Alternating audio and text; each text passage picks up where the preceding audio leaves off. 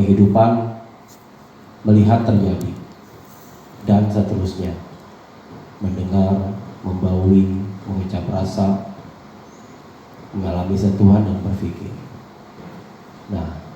Nah ini proses pikiran ketika kita masih di dalam kandungan. Ya, jadi itu ada itu padam di alam yang lampau. Kemudian PS itu lahir, muncul, ya, kesadaran. Kemudian diikuti oleh B itu penyambung kesadaran. Terus menerus kita di dalam perut, ya. Kalau tidak ada objek, dia B terus, penyambung kehidupan terus. Tapi kalau terinterupsi, ada suara yang menakutkan, ya, dia bisa terinterupsi juga, terjadi juga, ya. Nah ini dia, ya. Jadi selama kita hidup dari dalam perut ini sudah ada kesadaran, ya, sambung menyambung tiada henti.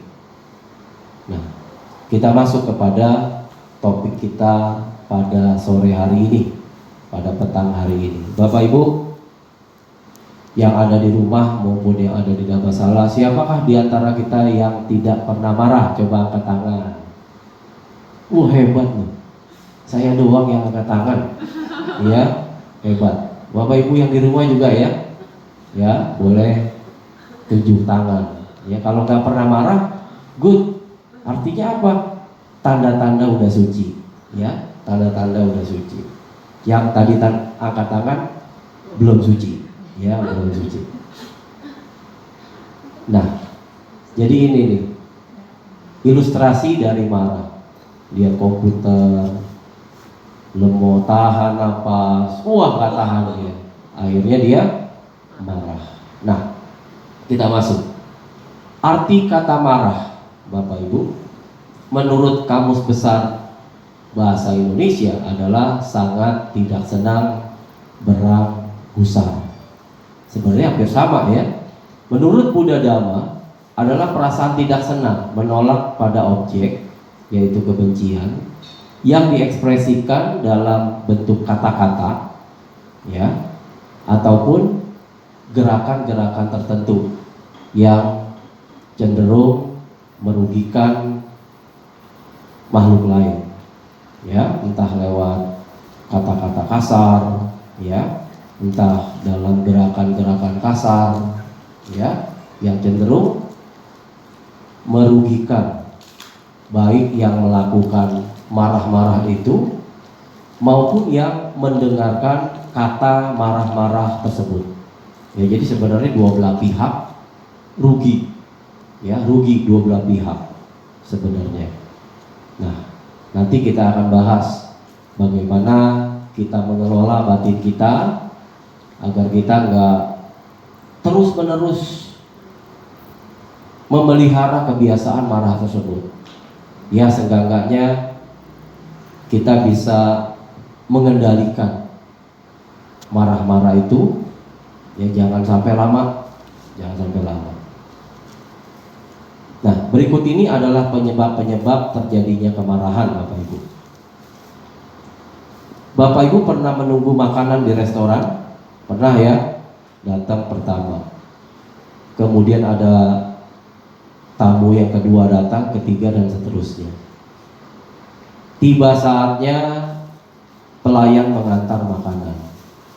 Kemudian Bapak Ibu dapat di urutan pertama, tapi makanan itu datangnya ke meja yang kedua, bahkan ketiga, keempat. Bapak Ibu meja ini nggak dikasih makanan, nggak dianterin makanan. Apa yang terjadi, Bapak Ibu? Marah, komplain, ya. Nah, komplain. Nah, kalau udah komplain berarti ada ketidaksenangan di situ, ya. Bisa nggak kita manage ketika kita komplain, batin kita tetap tenang, seimbang, ya, tetap tenang, sabar, dan kita bisa membuat teman-teman kita, saudara-saudara kita yang satu meja dengan kita agar tenang. Bisa nggak jadi pemadam kebakaran? Kan biasanya ada yang marahnya benar-benar keluar ya, marahnya dengan kata-kata yang kasar, ya, menyebut ya segala kata-kata yang kasar kepada pelayan tersebut. Nah, kita sebagai pemadam kebakaran, kita padamkan api-api yang sedang marah. Nah, jadi ini diperlukan satu keahlian. Kalau kita bisa memadamkan api kemarahan yang ada di dalam diri kita, artinya kita bisa jadi pemadam kebakaran. Tapi apa yang terjadi kalau diri kita sendiri yang kebakaran? Tentu teman-teman kita ikut terbakar, benar nggak? Satu meja isinya marah semua. Ya tentu kita nggak mau seperti itu. Kalau semuanya marah, artinya saat itu, detik itu kita berada di luar damai. Kita sedang membuat perbuatan-perbuatan buruk dari pikiran, ucapan maupun tindakan. Ya, jadi ini dari hal-hal yang kecil sebenarnya kita bisa praktik dhamma loh Bapak Ibu. Ya, bisa praktik dhamma. Kita bisa meningkat. Nah, kemudian saat mengunyah makanan, makanan ini tidak sesuai misalnya, mintanya nggak pedas, dapatnya pedas. Nah, apa yang akan Bapak Ibu lakukan? Ada orang yang marah loh Bapak Ibu, marah kemudian minta dibuatkan kembali. Ada juga yang tolong makanannya ini dibungkus, ya, kemudian didanakan. Dia pesan lagi sesuai apa yang dia inginkan, gitu. Ya, jadi macam-macam nih respon dari makhluk manusia seperti kita. Ada yang benar-benar sesuai dhamma, ada yang tidak sesuai dhamma. Nah, ini adalah kemampuan mengelola batin Bapak Ibu. Ya, kemampuan mengelola batin. Kemudian menunggu jemputan kendaraan. Bapak Ibu pernah mau pergi dharma wisata, kemudian bisnya datangnya 2 jam kemudian. Wah, itu yang nungguin gundah gulana. Ya, kalau yang sabar dia diem, kalau yang nggak sabar dia mulai, betul? Dia komplain ke panitia, bahkan ada yang marah-marah, ya, macam-macam. Nah, mudah-mudahan kita bisa menempatkan diri pada yang berada di dalam dhamma, sabar. Ya, kita komplain pun tapi tetap mengelola gejolak batin, jangan sampai muncul kemarahan. Ya, tetap wise, tenang, tanya kenapa, oh iya, baik, saya akan tunggu, gitu. Ya. Kemudian macet. Nah, sabarkan diri, ya. Kalau belum sabar, ya mau nggak mau, kita nggak bisa apa-apa. Maju nggak bisa, mundur nggak bisa, ke kiri nggak bisa, ke kanan juga nggak bisa. Pernah ngalamin kayak gitu? Pernah ya, terutama yang dekat ke rel kereta api, betul? Apalagi di dekat Kampung Kerendang tuh, dekat rel kereta situ. Nah, kalau udah kena, kita mau marah-marah pun nggak bisa maju, nggak bisa mundur juga. Ya sudah, tenang, tarik nafas, buang nafas. Ya, tarik nafas, buang nafas. Kalau memang lagi terburu-buru, ya kita kabarkan kepada yang bersangkutan untuk menunggu beres. Ya, jangan kita batin bergejolak, nggak enak, ya, dikuasai oleh keresahan, gelisah, kemarahan. Nah, ini tentu ingat Bapak Ibu, ketika kita resah, marah, gelisah, ini di luar dari dhamma, ya, bukan ketenangan, namun resah dan gelisah, khawatir, marah. Nah, ini hendaknya kita seperti ini. Tetap tenang dan gembira, tidak marah, tetap damai dan tenang. Pancarkan metta, ya. Semoga yang terjebak macet seperti saya tenang, tentram dan damai. Terus saja kita ngebatin, ya, kita ngebatin, terus ngebatin agar ketidaksabaran kita tidak muncul. Ya, udah macet kalau marah, no way, ruginya double, gitu. udah macet, nggak bisa apa-apa, nggak bisa maju, nggak bisa mundur, kiri kanan, marah-marah lagi, rugi double. Ya, secara pikiran kita membuat karma buruk lewat pikiran. Kalau tidak tahan, ngoceh, ya, ngoceh-ngoceh sebelah kiri, sebelah kanan, dan lain-lain. Kemudian klakson, pencet terus, ya. Nah, ini tanda-tanda orang nggak sabar, gelisah, khawatir, dan marah, ya. Ini dari sehari-hari loh Bapak Ibu. Nah, kemudian di tempat kerja, nah Bapak Ibu kan sebagian besar pekerja, ya, bahkan ada yang jadi pimpinan mungkin. Nah, komputer hang, wah nggak sabar, pengen ngeprint invoice, ya, marah. Kemudian surat tagihan datang banyak, ya. Kemudian tekanan dari atasan disuruh begini begitu. Kemudian komputernya lama, ya, dan lain-lain. Nah, jadi marah. Nah, ini penyebab-penyebab kemarahan yang harus kita antisipasi. Jangan sampai ini menjadi tren. Setiap ada kejadian ini kita marah. Tren batin kita menunjukkan yang aku salah. Nah, ini tentunya diperlukan satu daya upaya. Nah, daya upaya ntar kita akan bahas, ya, di pada akhir, yang merupakan satu solusi daripada meredamkan kemarahan ini. Nah, kemudian lagi menjaga orang sakit, memandikan dan lain-lain. Nah, ini bisa memunculkan ketidaksabaran. Kebanyakan orang sakit itu banyak maunya, ya, banyak maunya. Kita harus bisa memahami, ya, apa yang ada di kondisi pada kita. Hendaknya kita merawatnya dengan cinta kasih, ya. Sebawel apapun kita tetap rawat, tetap dengan sabar, dengan gembira merawat sanak famili kita yang mungkin sedang terkena sakit, ya.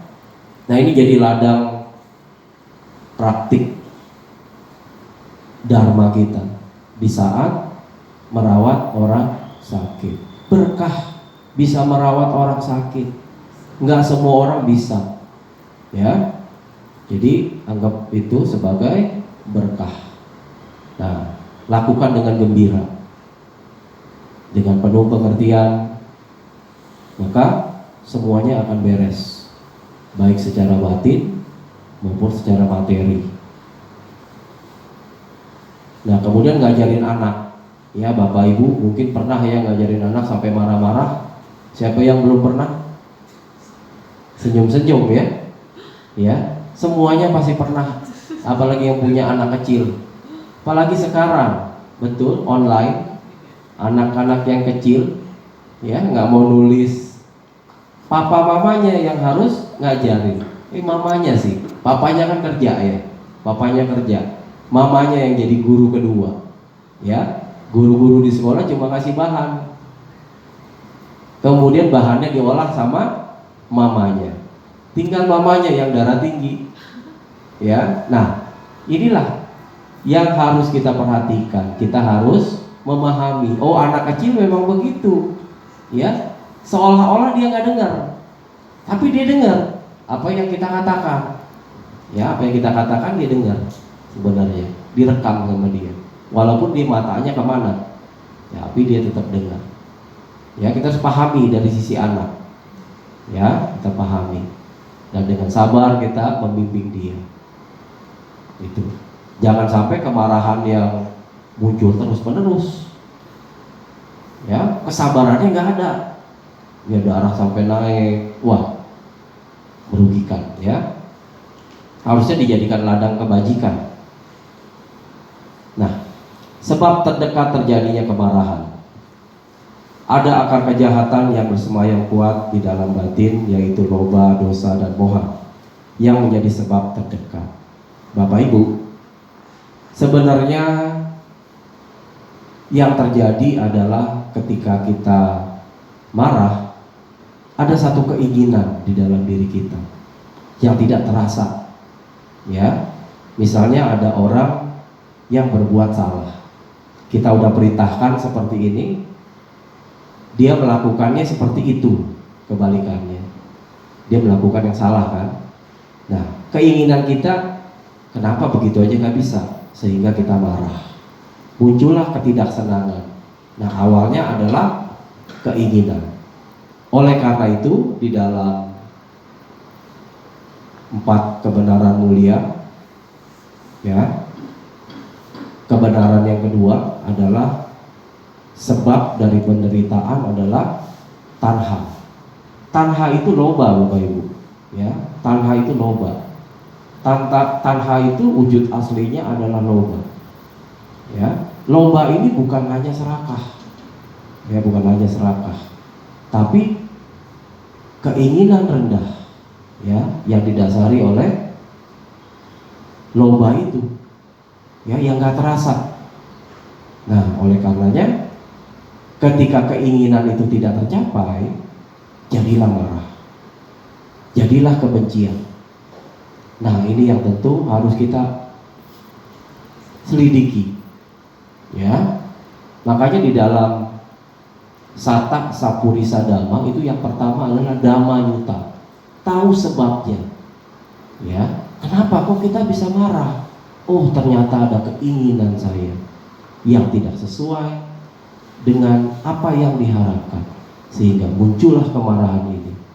Oh, next time harus seperti apa? Oh, saya harus lebih waspada lagi. Ketika muncul ini, saya harus padamkan. Jangan sampai kemarahan ini meluap-luap sehingga merugikan diri saya dan orang lain. Nah, ya, jadi prosesnya seperti itu. Nah, kenapa punya keinginan yang rendah tadi? Karena ada kebodohan batin. Ya, satu paket dia. Kalau dia punya keinginan rendah, udah pasti dia moha, bodoh. Ya, kenapa dia loba? Pasti ada kebodohan batin. Kenapa dia bisa benci? Ya, tadi karena ada moha. Ya, prosesnya tadi ada keinginan yang tidak tercapai, muncullah kebencian. Seperti itu. Nah, kebencian seseorang ada yang langsung muncul dan ada juga yang muncul karena terhasut atau diajak. Hati-hati Bapak Ibu. Kalau kita memiliki satu kopeng misalnya, kopeng kita punya masalah dengan orang lain, kemudian kita sebagai orang ketiga, ya, jangan sampai ikut-ikutan, ya, membenci yang dibenci oleh kopeng kita. Kopeng itu sahabat, ya. Kadang-kadang kita terlalu membela sahabat, ya. Sebenarnya, ya, kita harus bersikap bijaksana. Kalau itu aku salah, tidak bermanfaat, jangan diikuti. Jangan. Biarkan dia benci. Kalau bisa nasehatin. Jangan seperti itu. Kalau bisa, ya. Tapi kalau nggak bisa, ya udah diem aja. Diem aja. Daripada nanti kita nasehatin dia marah sama kita, ya kita diem dulu. Tunggu dia tenang. Tunggu dia tidak membicarakan itu, baru kita omongin. Ya, jadi harus tahu tepat waktunya. Ya, tepat waktu itu. Kebencian juga ada yang langsung muncul. Nah, ini yang bahaya nih Bapak Ibu. Ya, ketika melihat sesuatu yang tidak disenangi, langsung muncul. Terucap lewat kata-kata ataupun tindakan. Yang tadi ya, diawali oleh keinginannya. Misalnya Bapak Ibu datang ke satu ruangan, kok ruangannya seperti ini, langsung meninggalkan ruangan. Ya, nah itu ada satu keinginan yang tidak terpenuhi, kemudian muncul dosa mula cita. Cepat sekali prosesnya, tanpa terdeteksi oleh kita. Nah, bagi para bijaksana dia bisa mendetek dan dia bisa meredamkan itu. Apa yang harus dilakukan?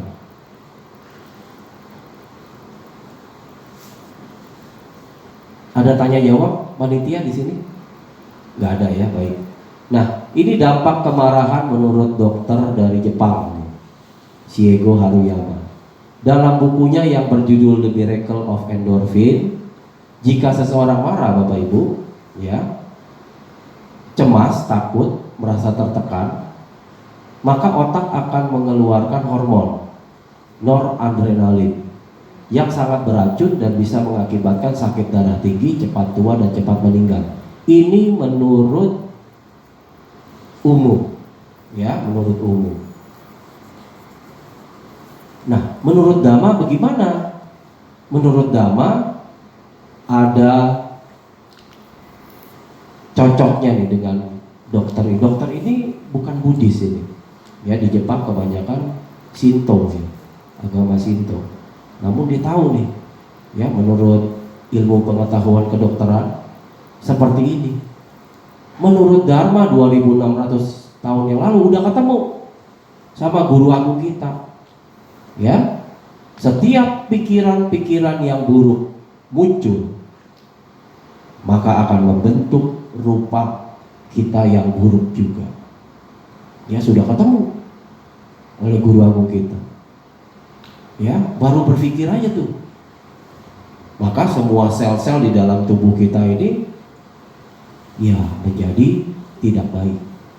Coba Bapak Ibu, kalau Bapak Ibu lagi marah, ya, atau suami istri kita marah, mau nggak lihat mukanya? Nggak mau ya. 4, 5, 6, benar ya, nggak mau ngelihat. Betul ya, karena mukanya itu berubah. Nah, itulah pikiran mengkondisikan rupa kita. Jadi pikiran apapun yang terbentuk, kalau dia marah, rupa kita menjadi seperti yang dikondisikan. Misalnya marah, ya raut wajah kita tidak enak dilihat. Namun kalau Bapak Ibu senyum, ya, mau nggak melihat lama-lama? Enak. Ya, nah itulah. Ya, jadi Dokter Haruyama ini, ya, bicara, ya, sesuai dengan Dhamma, ya, sesuai dengan Dhamma. Sama, bahwa satu saat pikiran baik atau buruk mengkondisikan rupa kita baik atau buruk juga. Oleh karenanya, mari kita berpikir yang baik, positive thinking, ya, positive thinking terus. Jadi kalau ada temannya yang heran, kok kamu digituin kok nggak marah? Ya, malah saja, wah hebat. Ya, di dalam Dhamma luar biasa. Ya, ada satu objek yang tidak menyenangkan, tapi dia tidak tergubris, tenang, damai. Wah, itu luar biasa, jempol. Ya. Nah, ini proses dari pikiran. Ya, Bapak Ibu, bayangin kalau kita berpikir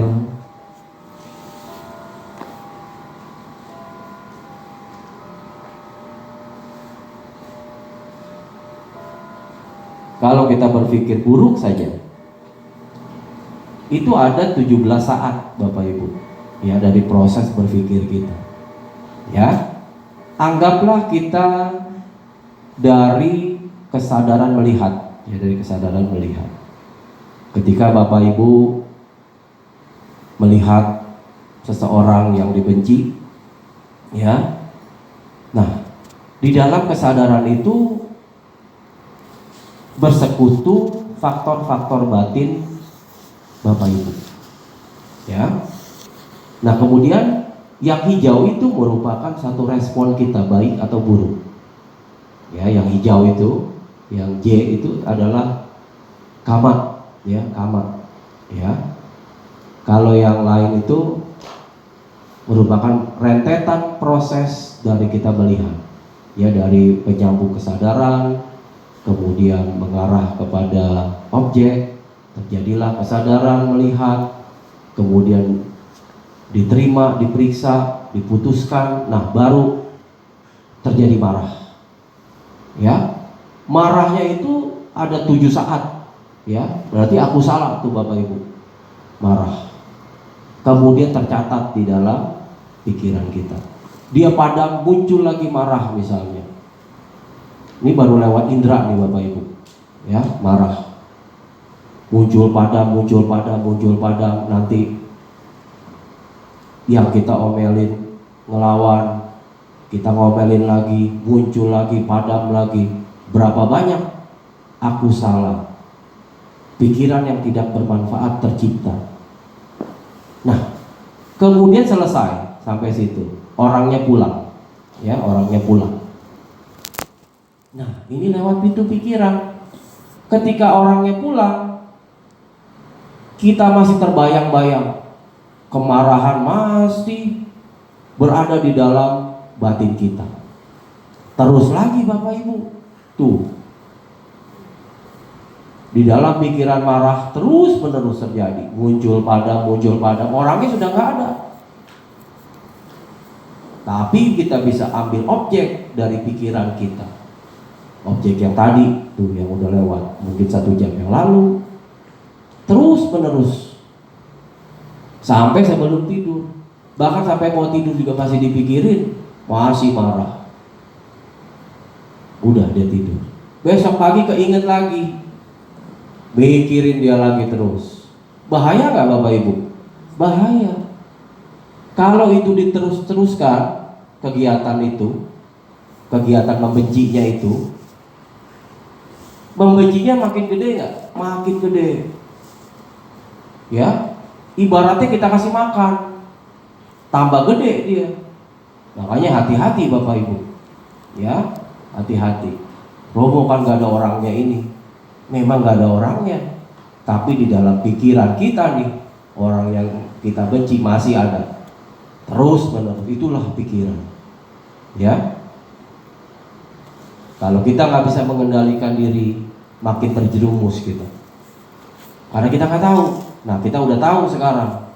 Kalau udah tahu, on the spot kita marah karena kita belum bisa mengatasi kemarahan Bapak Ibu, ya, cara mengatasi kemarahan.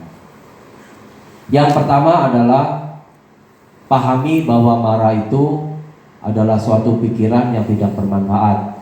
Yang tadi kita diskusikan, ya. Itu pikiran aku salah, ya, loba, dosa, moha, yang sangat tidak bermanfaat sama sekali bagi perkembangan spiritual kita, yang harus kita hentikan. Jangan dikasih makan, ya, jangan dikasih makan. Pahami bahwa ketika kita sedang marah, berarti kita sedang berada di luar dari dharma ajaran Sang Buddha, ya. Sang Buddha nggak pernah ngajarin marah-marah, ya toh, nggak ada, ya. Sang Buddha ngajarin kesabaran. Kesabaran adalah pertapaan yang tertinggi. Ya, ingat ketika ini muridnya yang mulia Sariputra Thera. Ketika itu beliau sedang berpindah patah, bertemu dengan Brahmana, dan Brahmana itu memang tidak suka, memiliki kebencian terhadap yang mulia Bhikkhu Sariputra. Kemudian yang mulia Bhikkhu Sariputra ditepuk, ya, dengan keras. Namun Bhikkhu Sariputra, yang mulia Sariputra hanya diam, ya, tidak merespon apapun, ya, baik tindakan, ucapan, apalagi pikiran, ya, karena memang saat itu yang mulia Sariputra adalah seorang Arya. Kemudian ditanyakan oleh muridnya yang belum suci, Bante, kenapa Bante diam saja? Ya, lalu diterangkan bahwa ini merupakan proses dari berbuahnya karma buruk.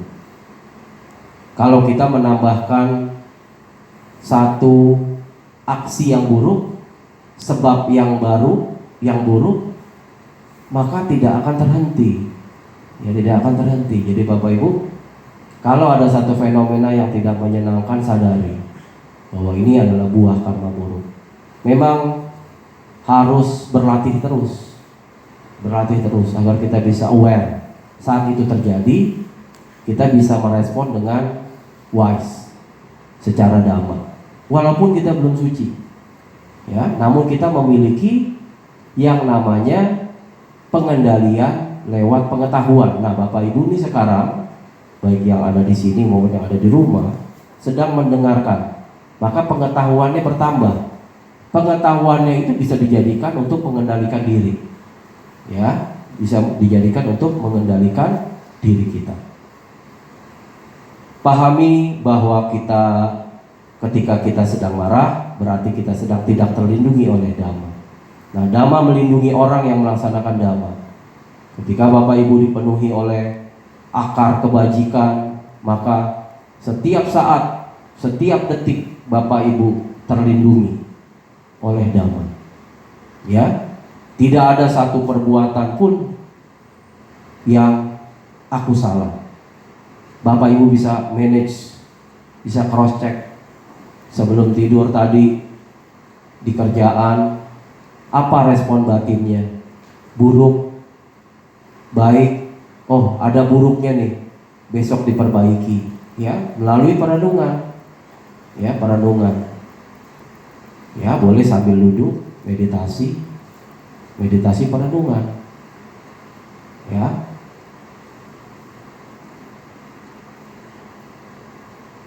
Nah, kemudian mengamati setiap gejolak batin di dalam setiap aktivitas kehidupan. Nah, ini diperlukan satu latihan meditasi, ya, agar bisa mahir. Kalau nggak latihan meditasi, ya jebolnya sering, marah-marahnya sering dibanding sabarnya. Tapi kalau sering kita mengamati, dia muncul, berlangsung padam, sadari, terus menerus, lama-lama kesabarannya numpuk, ya, lama-lama akar kebajikan di dalam diri kita ini bertambah terus, bertambah besar. Oleh karenanya pengendalian diri bertambah. Nah, ini dinamakan satik sangwara, ya, satik sangwara, mengamati setiap gejolak batin di dalam setiap aktivitas kehidupan yang muncul dan padam. Ketika kontak dengan objek, kita tahu, wah, ini bakal menimbulkan aku salah. Sadari dia padam. Ya, kalau nggak latihan meditasi nggak bisa nih. Ya, jadi harus meditasi. Ya, entah samatha, entah vipassana, is okay. Dua-duanya jalankan. Kalau sempat samatha ya samatha, kalau sempat vipassana ya vipassana, ya. Mana yang enak aja pada saat melakukannya. Lakukan dengan penuh kegembiraan, semangat, maka nanti meditasinya juga bagus. Nah, sadari dan pahami sifat alamiahnya, manfaatnya. Nah, ini apa? Nyana sangwara, ya, nyana sangwara. Artinya pengetahuan, menyadari, oh, ini aku salah, ya. Kemudian paham sifatnya, sebabnya yang tadi dari kemunculan, ya. Nah, ini pengetahuan kan. Nah, manfaatnya apa? Oh, nggak ada marah-marah. Bahayanya justru yang banyak. Darah tinggi naik, penyakit jantung, berdebar-debar. Ya kan, Bapak Ibu kalau marah jantungnya debar-debar nggak? Kepalanya panas kan? Nah, itu darah benar-benar terpompa, ya, dari jantung. Ya, bayangin kalau orang yang nggak bisa mengendalikan diri, bisa putus di situ, ya, cuti kita saat marah-marah. Bayangin kalau marah-marah kemudian dia meninggal, kita bisa bayangkan, ya, pikiran terakhir dia buruk, ya, tidak ada ketenangan. Nah, lepaskan, ya, kalau ada hal yang buruk, jangan kita respon dengan yang buruk, ya, lepaskan, sabar. Kemudian lakukan upaya positif. Nah, ini kalau yang belum giat berdana, kita coba masukkan ke dalam kegiatan kita, coba jadwalkan, ya, misalnya seminggu sekali, sebulan sekali, ya, setahun sekali. Wah, kelamaan ya, setahun sekali mah ya, sebulan sekali lah, Kan sekarang lagi COVID, ya kita nggak bisa bebas pergi ke wihara. Tapi ada juga kan umat yang rajin setiap hari, wah, dia melakukan daya upaya positif lewat perdananya ini luar biasa. Dia masukkan kegiatan perdana ini dijadikan prioritas, ya. Nah kemudian masukkan lagi, jangan lupa praktek sila ketika dari melek mata sampai mau tidur. Jaga 5 sila ini, ya, dengan baik. Kalau bisa kita bertekad di depan rupang, kalau punya rupang di rumah, ya, nyalain hio, boleh hio wangi, ya, kemudian baca, ya, arahang, wandana, ya kalau bisa tisarana, kemudian pancasila, ya. Kalau sempat parita kebaktian yang tadi dibacakan oleh pemimpin kebaktian, kalau sempat. Kalau nggak sempat, yang tadi aja awal, ya, namakara, wandana, tisarana, pancasila, udah pergi kerja, ya. Maka nanti di tempat kerja bapak ibu kan tadi udah bertekad, ya kan, bertekad 5 sila, jalanin dengan benar-benar, maka kemarahan pun juga akan menjadi sedikit, ya, bahkan nggak ada, ya, bahkan nggak ada. Nah kemudian masukkan, kalau belum meditasi, ya, walaupun ya cuma 15 menit, ya, 15 menit pagi. Kemudian nanti kalau sempat lagi nunggu teman mau jemput, meditasi lagi, dapat 10 menit, lumayan. Jadi itu 25 menit hari itu. Nanti nggak tahu di tempat pertemuan, nunggu lagi, merem lagi, meditasi. Dapat lagi 10 menit, nambah terus. Wah, di total 1 hari 1 jam. Wah, lumayan, ya. Dikali dengan 7 hari 7 jam, ya. Orang itu mahir karena jam terbangnya tinggi. Kalau bapak ibu sering meditasi, ya otomatis semakin mahir. Nah, bagi yang sudah berdana, jalanin sila, meditasi, jangan kendor, ditingkatkan terus. Nanti dalam daya upaya. Dan jangan lupa, kalau masih ada yang buruk, cepat-cepat dipadamkan. Jangan ditambahin lagi yang udah buruk. Yang buruk-buruk nih, kan bapak ibu bisa cross check sendiri. Oh, aubannya misalnya mau menang sendiri, ya kan? Jangan ditambah lagi. Kalau bisa dikurangin, hilangin, ya. Lewat apa? Lewat berbuat baik tadi, ya bapak ibu. Nah ini, kalau bapak ibu suka menggunakan, bukan suka ya, karena memang terlatih misalnya di dalam keburukan, maka nanti hasilnya akan terkondisikan di yang merah tuh, asura, peta, hewan, dan neraka. Saya nggak nakut-nakutin ya bapak ibu, nggak, karena memang kalau yang buruk, ya, mengkondisikan alam yang rendah. Tapi kalau bapak ibu mengupayakan yang baik, dana, sila, maka akan mengkondisikan alam manusia dan surga. Tapi kalau ditingkatkan lagi lewat samatha, bapak ibu bisa lahir di alam Brahma.